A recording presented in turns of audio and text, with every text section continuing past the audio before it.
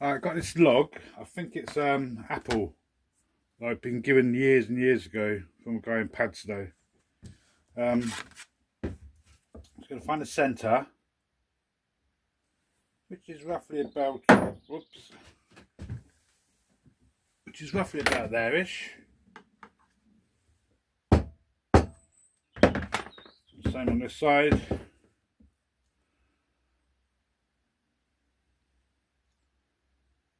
About there. And I can get it mounted up between centres on the lathe. And we can start turning. It's going to be a candle holder.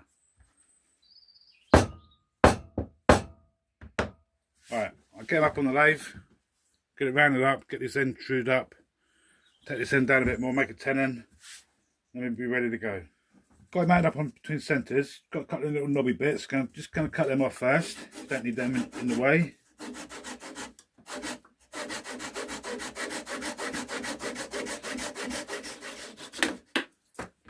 I think I could do a new one of these. A bit rusted. Right, I've got the lathe set up. I'm just going to bring this tool rest a bit closer. I'm about 5mm away from the piece of wood. Face shield. Just in case it goes flying. Make sure everything's tightened down. Tightened up. Got a 6mm parting tool. Just going to true these ends up first. And then we'll start shaping it down. Getting it down to round. I'll turn it about 900 as well.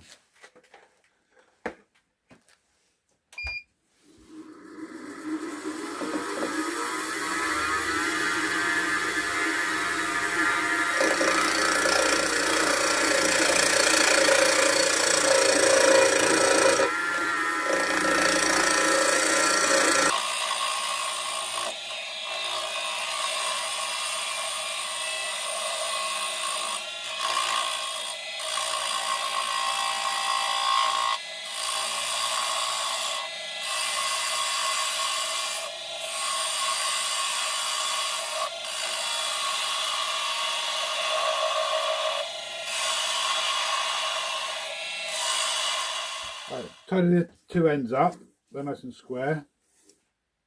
Got a tenon on the end, this end which began in a chuck, mounted up on the lathe. Just got to turn it round now, get it nice and true, then we can start shaping it. I've got a 19mm or 3/4 inch roughing gouge, which is nice and sharp.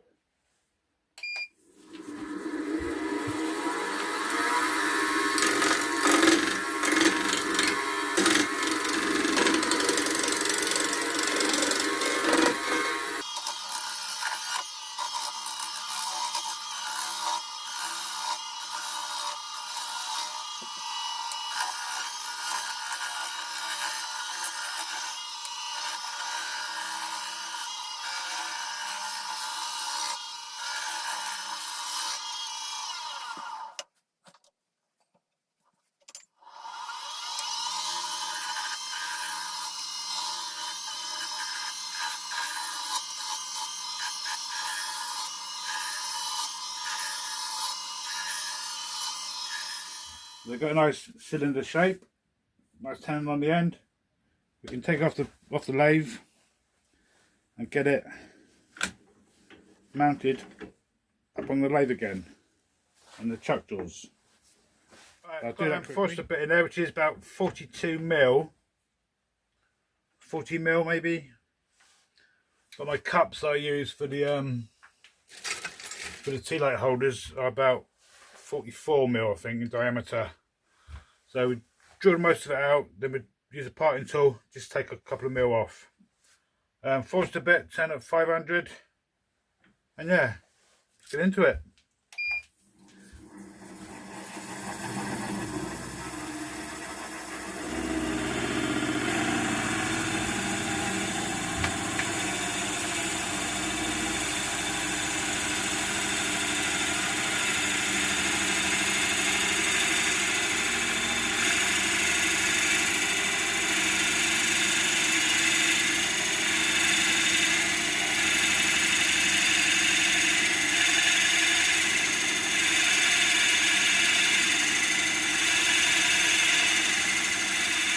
So yeah, I drilled it out. Just going to take off a couple of mil, and then we'll check it with the tea light holder.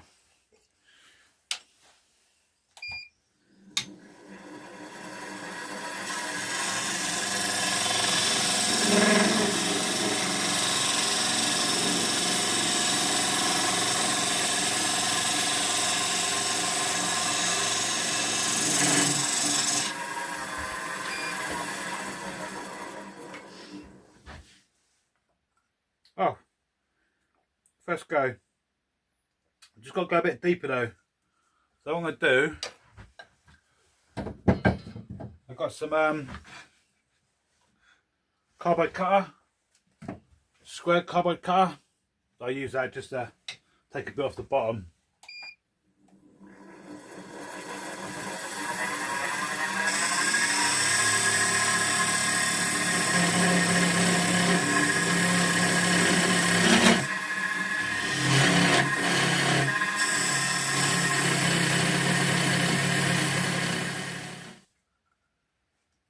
Perfect. That's about the tiniest one I've ever done, I think. Got a nice flat bottom, no drill hole. So I normally get a drill hole in the bottom of it. Normally get a little bit of play in there, but it's nice, fits perfect. Pleased with that one. Trouble is, I've got a tidy this end up, and he ain't going to fit again, is he? But we'll sort that in a minute. I might just sand it back a little bit. Anyway, get it back in line, start shaping it, and see what we come up with. I ain't got no design in mind. I just go with the flow, let the tool just go where it wants to go, really. But yeah, less waffle, more action please, Woody. Alright, just going to start shaping it now. Just round this edge over, and then make it like a cup down to about here-ish somewhere.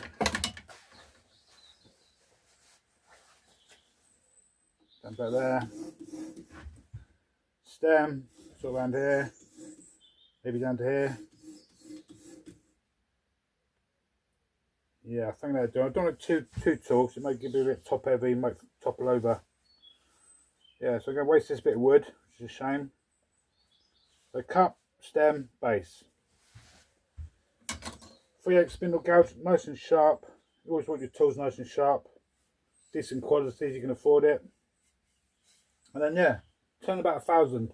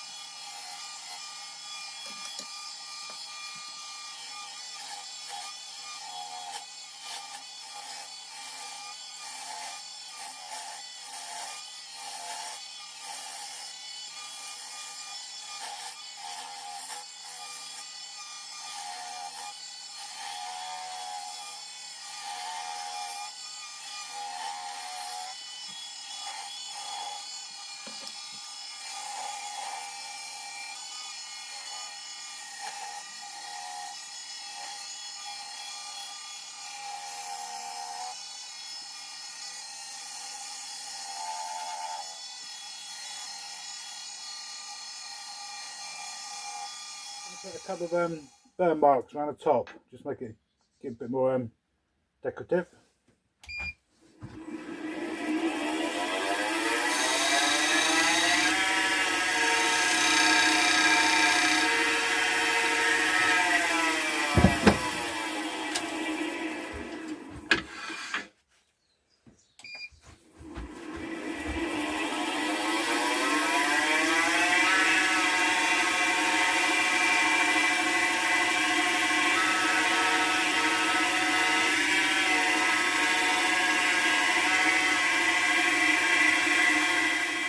Right, happy with the shape. Just got to tidy up a little bit now on these codes and that, and just tidy, make them a bit more crisp basically. but still nice sharp 3/8 spindle gouge, turning about 1,000.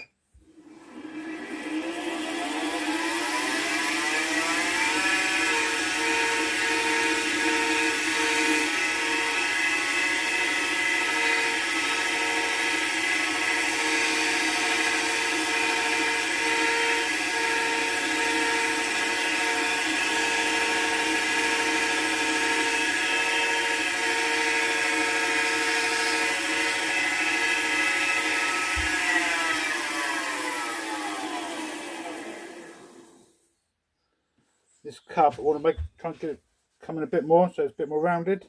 It's a bit too chunky at the moment. These edges, just crisp these edges up a bit more as well. So I'll do this first, then we'll do this edge here.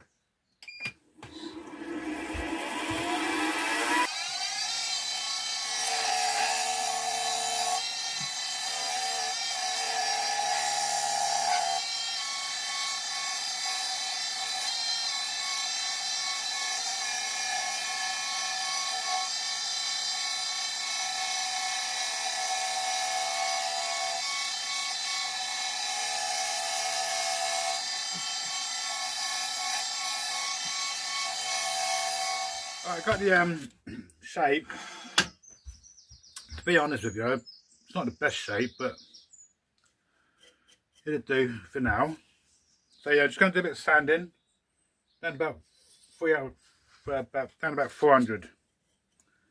Starting at 120 grit. It's not too bad off at all, but just going to crisp these edges up a little bit more and getting these down these corners, and then we'll be good to go.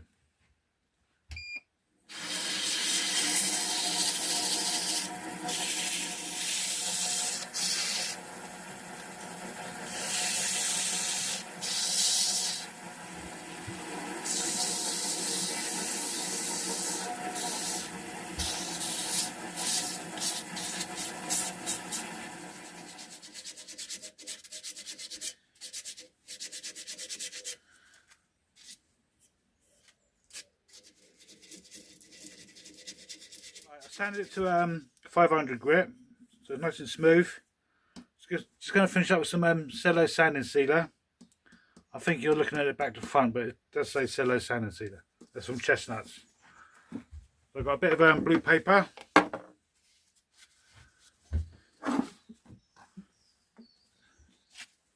Oh, a bit more than that. And then just get it on.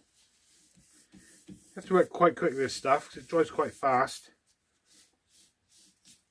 but enough time to get it all nice and smoothed out, no runs in there, no big blobby bits.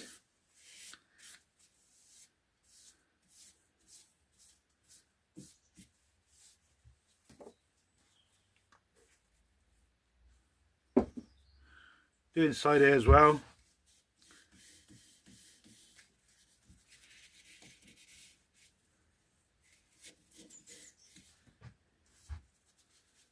Right down in the gappy bits.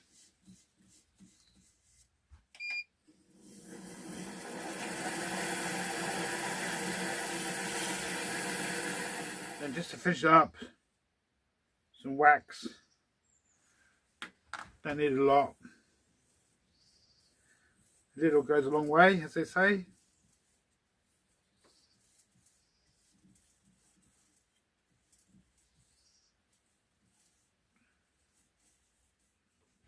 And again with some blue paper, turn about 500. Just buff all the wax in.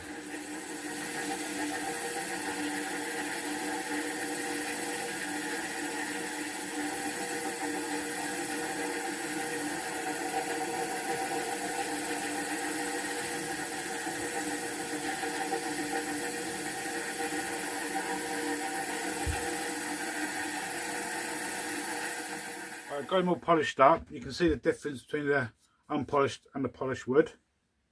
Totally different. What we've got to do now is just part it off.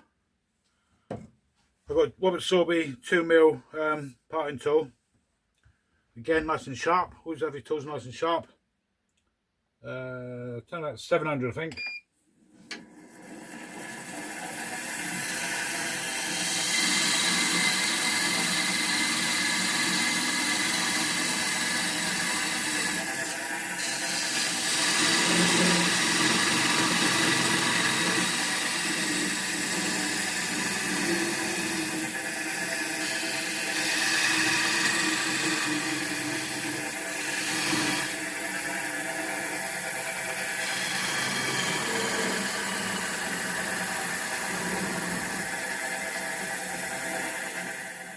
got a little bit of a nib on there.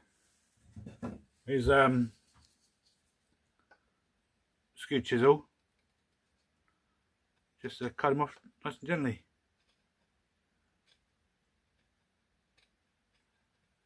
I'll give that a little bit of a sand up. Then he's all finished up. There he is, he's all finished up. It stands about 4 inches or 100mm. It's apple wood. It was from a lead that I got given, which was apple burr, but this piece didn't have any burr in it, so it's just apple. Nice piece of wood though, nice, quite dark, rich colour. Got a couple of burn marks around the top just to make it look a bit more pretty. Some coves and beads. I'm not too sure about the design, I'm not really struck on it. But I'm sure someone will come along. I'll put it down a couple of quid cheaper. Someone will come along and buy it, I'm sure they will. But anyway, if you enjoyed the video, thumbs up maybe, and thanks for watching. And I'll see you in the next one.